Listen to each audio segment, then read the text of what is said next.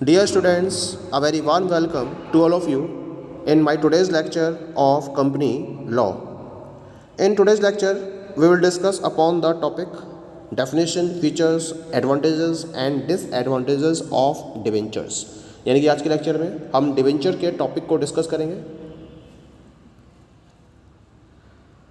सबसे पहले बात करते हैं about the meaning of debentures. Debentures are the certificate or the creditorship securities issued by the company to the public when there is a need of capital for expansion and development, but the company don't want to uplift their share capital. They are the liability of the company which has to be repaid in a specific time period. However, a feasible alternative of term loans for companies. तो debentures एक तरीके से certificate होते हैं या क्रेडिटरशिप securities होती हैं जो कंपनी के द्वारा पब्लिक को इश्यू की जाती हैं जब कंपनी को अपने एक्सपेंशन और डेवलपमेंट के लिए कैपिटल की रिक्वायरमेंट होती है, क्योंकि ये लॉन्ग टर्म होती हैं।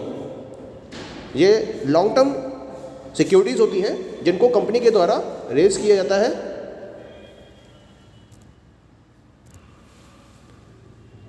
जब कभी भी कंपनी अपने बिजनेस को एक्सपेंड करना चाहती है, डेवलप करना चाहती है, उस केस में उसे कैपिटल की रिक्वायरमेंट होती है। अब कंपनी अपनी शेयर कैपिटल को और इंक्रीज़ नहीं करना चाहती है और बिना शेयर कैपिटल को इंक्रीज़ किए हुए उसे कैपिटल का अरेंजमेंट करना है, तो उसके लिए एक तरीका रहता है इसके पास कि वो पब्लिक के लिए डिवेंचर्स को इश्यू करती है।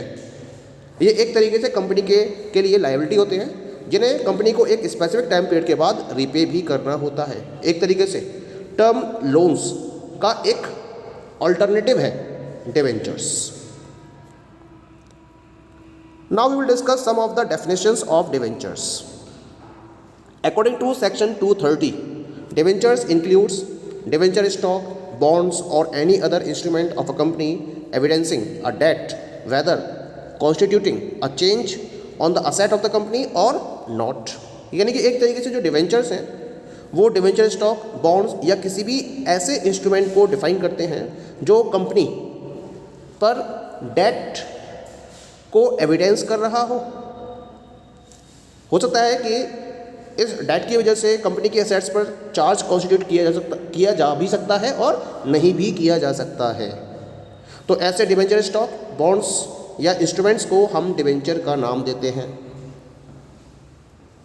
जस्टिस चिट्ठी के according a document which either creates a debt और acknowledges it is a debenture.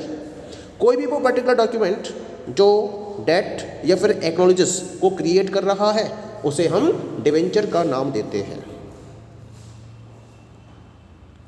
Now we come to the different characteristics of debentures. तो यहाँ मैंने एक प्रॉपर चार्ट रिप्रेजेंट किया है आपके सामने जो डिवेंचर्स के डिफरेंट फीचर्स को प्रॉपरली डिफाइन कर रहा है। क्या क्या फीचर्स है इसके? Borrowed funds, fixed rate of interest, compulsory payment of interest, security, redemption, no voting rights, appointment of trustee, convertibility. ये इसके कुछ पर्टिकुलर फीचर्स होते हैं, इनको हम वन बाय वन डिस्कस कर लेते हैं। The very first feature of debenture is borrowed funds. Debentures are the capital funds that are borrowed by the authority bodies from the public while seeking for a capital. However, the company needs to repay the capital to the investors within a stipulated period of time. Debentures वो capital funds होते हैं जो किसी भी company की जो authority bodies हैं उनके द्वारा पब्लिक से बोरो किए जाते हैं। एक तरीके से कंपनी क्या कर रही है? पब्लिक से उधार ले रही है। जब उसको कैपिटल की रिक्वायरमेंट है तो इस कैपिटल का अरेंजमेंट वो पब्लिक से उधार लेकर कर रही है। इसी वजह से डिवेंचर्स क्या होते हैं? ये बोरोड फंड होती हैं। हालांकि कंपनी को एक particular stipulated period of time में अपने इन्वेस्टर्स को इस कैपिटल को रीपे करना ही होता है। Next feature is fixed rate of interest. It is always issued with a fixed rate of interest which is payable once in every 6 months or annually to the investors as decided by the shareholders in the annual general meeting. जो भी debentures issue किए जाते हैं public के लिए, company के द्वारा, उस पर कंपनी को हर 6 मंथ्स में या फिर एनुअल बेसिस पर एक फिक्स्ड रेट ऑफ इंटरेस्ट पे करना ज़रूरी होता है। अब वो 6 मंथ्स में पे किया जाएगा या एनुअल बेसिस पर पे किया जाएगा, ये कंपनी की एनुअल जनरल मीटिंग में उसके शेयर होल्डर्स के द्वारा डिसाइड किया जाता है और उसके पॉइंट ऑफ व्यू से जो डिबेंचर होल्डर्स हैं उनको एक फिक्स्ड रेट ऑफ इंटरेस्ट पे किया जाता है। Next feature is compulsory payment of interest. The company is obligated to the debenture holder interest payment in periodicity irrespective of the condition of profit और loss in their business. यानी कि किसी भी company को अपने बिजनेस में चाहे profit हो रहा हो या लॉस हो रहा हो, उससे कोई भी मतलब नहीं होता है। कंपनी ऑब्लिगेटेड होती है अपने डिबेंचर होल्डर्स को इंटरेस्ट पेमेंट करने के लिए, यानी कि हर साल उसको अपने डिबेंचर होल्डर्स को इंटरेस्ट पेमेंट करना ही करना है। कोई भी इफ एंड बट नहीं रहती है, चाहे प्रॉफिट है चाहे लॉस है, उससे कोई भी फर्क नहीं पड़ रहा। डिबेंचर होल्डर्स को इंटरेस्ट पेमेंट करना है तो करना ही है। Next one is security.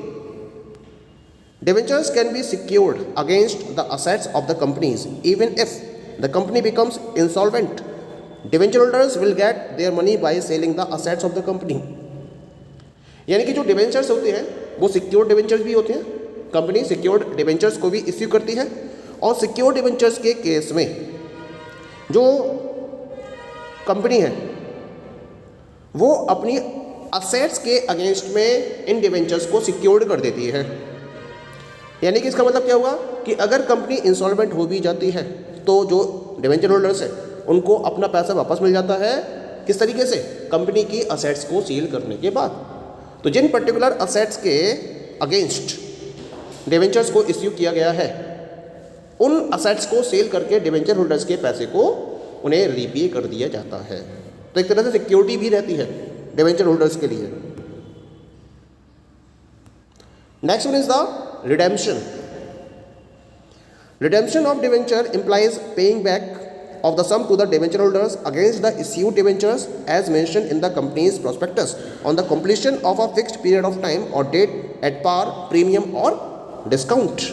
तो redemption का मतलब क्या होता है कि एक पर्टिकुलर टाइम पीरियड के बाद जिस दिन डिबेंचर्स को इश्यू किया गया है उससे एक particular fixed period of time के बाद जो कंपनी है उसको डिबेंचर होल्डर्स को उनके जो डिबेंचर्स हैं उन्हें रिडीम करना होता है।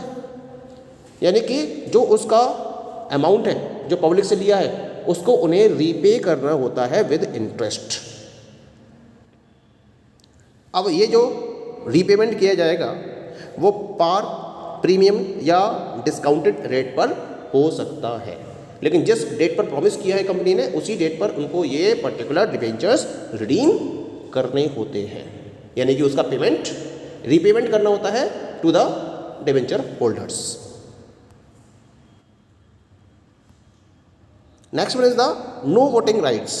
Debenture holders are the creditors of the company, thus have no right to say or make a vote on any internal matters of the company until their rights are being affected or the company asks their opinion in special circumstances। क्योंकि जो debenture holders हैं वो company के कौन है? Creditors हैं। इसी वजह से इनके पास कोई भी वोटिंग राइट नहीं होते हैं। कंपनी के इंटरनल मैटर में किसी भी तरीके की ये दखल अंदाजी नहीं कर सकते हैं। हाँ, कुछ स्पेशल सिचुएशंस हो सकती हैं, जैसे कि अगर उनके राइट्स पर उसका अफेक्ट पड़ रहा हो या फिर कंपनी उनसे पूछती है कि स्पेशल सर्कमस्टेंसेस में उनकी क्या ओपिनियन है, तब वो वोट कर सकते हैं। अदरवाइज किसी भी कंडीशन में वो वोट नहीं कर सकते। Next one is the appointment of trustee. At the time of issuing of debentures to the public investing in your company, a deed is signed by the person appointed as trustee. The trustee is supposed to ensure that the borrowing firm fulfills its institution. जब debentures को issue किया जाता है और public company में अपनी amount को debentures के फॉर्म में इन्वेस्ट कर रही होती है, तो फिर क्या होता है, एक डीड साइन की जाती है और उस डीड में एक पर्टिकुलर पर्सन को ट्रस्टी के तौर पर अपॉइंट कर दिया जाता है। और वो ट्रस्टी क्या करता है? वो ट्रस्टी उन डिबेंचर होल्डर्स के फेवर में काम करता है। वो ये देखता है कि कोई भी ऐसा वर्क फॉलो ना किया जाए कंपनी की तरफ से जिससे कि डिवेंचर होल्डर्स के इंटरेस्ट को कोई भी नुकसान हो।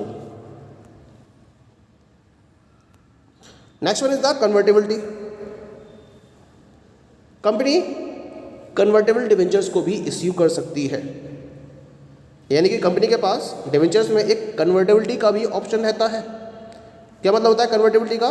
द कंपनी में issue convertible debentures at the option of debentures holders which are convertible into equity shares.